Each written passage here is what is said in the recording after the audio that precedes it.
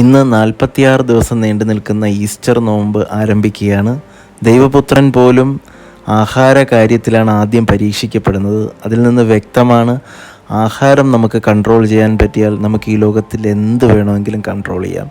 അതുകൊണ്ട് തന്നെ ash Wednesday ash God ജ്യൂസിൽ തന്നെ തുടങ്ങുകയാണ്. റിലീജിയസ് കാര്യം മാത്രമല്ല, നമ്മുടെ ശരീരത്തിലെ ടോക്സിൻസ് പുറന്തള്ളാൻ ഏറ്റവും പറ്റിയ സമയമാണ് ഈ സമ്മർ സീസൺ. ശരീരത്തിനെ വീണ്ടും ചൂടാക്കുന്ന മാംസാഹാരങ്ങളൊക്കെ ഒഴിവാക്കി നല്ല ഫ്രൂട്ട്സും വെജിറ്റബിൾസും ഒക്കെ കഴിച്ച് നമ്മുടെ ശരീരത്തെ ഉള്ളിൽ നിന്ന് തണുപ്പിക്കേണ്ട മാസമാണ്. നമ്മുടെ പുറമേയുള്ള ശരീരം വൃത്തിയാവാൻ നമ്മളൊന്ന് കുളിച്ചാൽ മതി.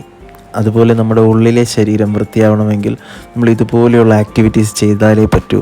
അതുകൊണ്ട് നമ്മുടെ ഈ സമ്മർ സീസൺ, ഈ 46 ദിവസം നമ്മുടെ ശരീരത്തെ ഉള്ളിൽ നിന്ന് തണുപ്പിക്കാം, ഉള്ളിൽ നിന്ന് ക്ലീൻ ചെയ്യാം. അങ്ങനെ 47-ാം ദിവസം നമുക്ക് പുതിയതായി ജനിക്കാം.